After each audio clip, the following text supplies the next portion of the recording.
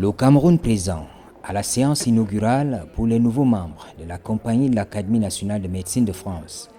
En effet, admis comme membre correspondant étranger de cette institution, le professeur Eugène Sobwi, médecin spécialisé en endocrinologie, diplômé de la 21e promotion du CUS, aujourd'hui faculté de médecine et des sciences biomédicales, a pris part à la cérémonie d'accueil de tous les élus de l'Académie nationale de médecine de France, une entité dont l'objectif est de faire évoluer les pratiques médicales dans une perspective humaniste. Cette académie a été mandatée par le gouvernement français, à l'époque le roi Louis XVIII, qui sur les conseils de son baron médecin, le baron Portal, avait décidé de réunir autour de lui des experts qui soient des conseillers pour mieux prévenir les maladies, les épidémies, comme vous le savez à l'époque,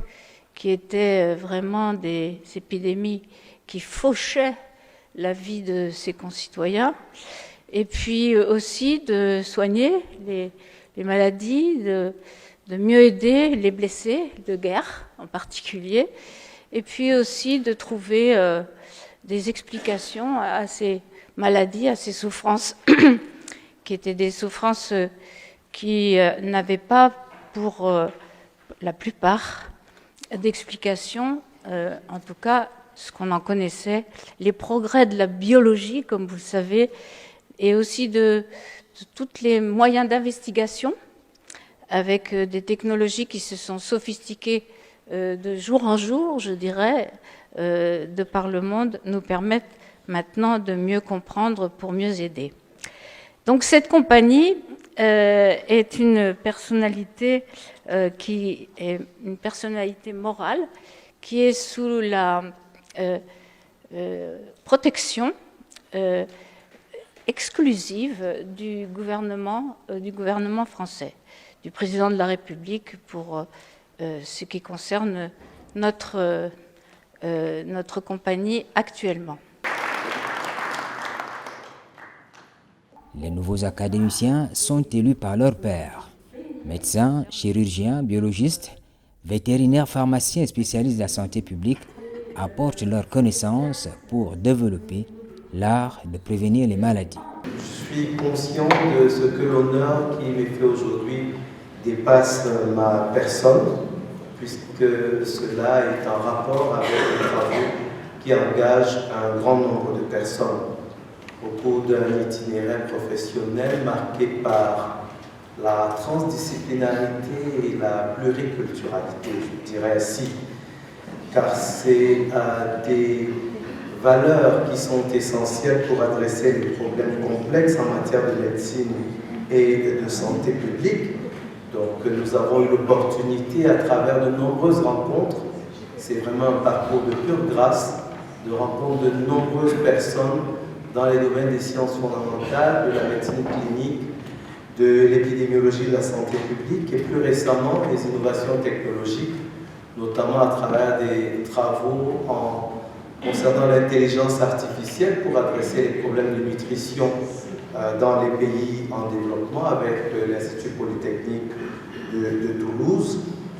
Dans ce cadre, on parle de la transdisciplinarité qui permet de rationaliser les interventions complexes et parfois inattendues.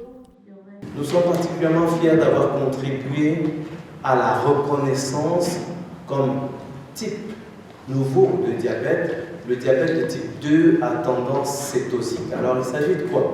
Il s'agit d'une forme de diabète qui était considérée avant comme un diabète de type 1, donc ce qu'on appelait insulinodépendant avant, qui se trouve être une forme de diabète où cliniquement les gens rentrent en rémission prolongée, on a même l'impression qu'ils sont guéris, et d'aborder cela par le biais de plusieurs champs disciplinaires. Il a été possible non seulement de le comprendre sur le plan clinique, mais de le comprendre avec les géographes, sur le plan des variations saisonnières, climatiques, des rechutes et même des décompensations initiales, de l'aborder par le biais du métabolisme et de la physiologie pour bien comprendre les questions de sensibilité à l'insuline, de sécrétion d'insuline qui varie avec le temps, exactement comme dans un diabète de type 2. Et puis, sur le plan moléculaire, de comprendre, sur le plan génétique, dans des environnements où il était possible de travailler ainsi. Mais plus intéressant, travailler avec les personnes qui faisaient des transplantations d'îlots, de tester donc ce qui faisait la saisonnalité, probablement, des infections virales sur les cellules pancréatiques, des îlots qui produisent différentes hormones, qui produisent de l'insuline, et de se rendre compte justement que seules les cellules insulinosécrétrices pouvaient être affectées. Tout ceci qui conduit aujourd'hui à ce que le diabète de type 2 à tendance cétosique soit reconnu comme un type particulier de diabète. La séance inaugurale dans cet amphithéâtre permet à tous les académiciens d'être au même niveau d'information. C'est extrêmement important parce qu'on a un court exposé de ce que les gens ont réalisé. Alors on sait ce qu'ils ont réalisé quand c'est dans notre spécialité, etc. Mais l'ensemble des académiciens ne le sait pas. Par exemple, Eugène Songui, moi je le connais bien parce qu'il a été à Paris très longtemps, il y a 30 ans, je ne sais pas exactement quand, mais il y a une bonne trentaine d'années. Et ça permet à tout le monde de savoir, il a très bien expliqué ce qu'il avait fait. Alors d'abord, je crois qu'on a 15 académiciens en Afrique. Et pour la première fois, il y a eu une réunion il y a 6 mois de ces 15 académiciens à laquelle nous, on a voulu ne rien dire, simplement favoriser la survenue de cette réunion. Et l'idée, c'est aussi d'avoir ce type d'interaction. En Afrique, qu'est-ce qu'on pense de la médecine actuelle? Comment on pense qu'elle devrait évoluer? Nous, dans ce qu'on fait, qu'est-ce que ça peut vous apporter? Mais vous, dans ce que vous faites, qu'est-ce que ça peut nous apporter? Et sur plein les changements de la science sont tels qu'il y a des avancées sur lesquelles vous allez bien plus vite que nous. Simplement parce que vous faites avec un téléphone portable ce que nous on fait de façon parfois archaïque. Vu du Cameroun, l'Académie nationale de médecine de France est un cénacle scientifique où se renouvellent les intelligences au profit du bien-être des femmes et des hommes de ce monde moderne. L'Académie nationale de médecine fait pleinement office de baptistère fondamental de l'humanisme. L'élection du professeur Eugène Songui à la prestigieuse Académie nationale de médecine de France est un événement exceptionnel et inédit qui honore les mérites d'un chercheur talentueux, un espoir de notre médecine, un esprit dense et prolifique et un universitaire camerounais reconnu, mais aussi qui honore le Cameroun tout entier à travers son système universitaire, dans sa gouvernance et la perspicacité de ses produits et de ses productions. En effet, la politique de la nouvelle gouvernance universitaire voulue par le président de la République du Cameroun, Paul Biya, démontre chaque jour la pertinence de sa formulation et sa capacité à se faire respecter, à se crédibiliser et à accéder à la reconnaissance de ses pairs scientifiques et à la notoriété internationale. Comment ne pas le relever pour sa publicité? En moins d'un an, les scientifiques camerounais ont été récompensés sur la place parisienne, tous issus de la médecine. Ainsi, en mai 2024, le professeur Rose Leke a été distingué au sein de l'UNESCO comme lauréat du bloc Afrique-Monde arabe du prix de la formation lauréat de l'UNESCO qui récompense les 5 meilleurs chercheurs dans le monde. Madame le professeur Rose Leke s'est fait remarquer pour son combat contre le paludisme et les maladies infectieuses. Le gouvernement camerounais, par ma voix, vous remercie pour votre choix et salue vivement cet acte qui vient encore conforter les relations fort anciennes et multiformes entre le Cameroun et la France, en l'occurrence en ce qui concerne la recherche médicale.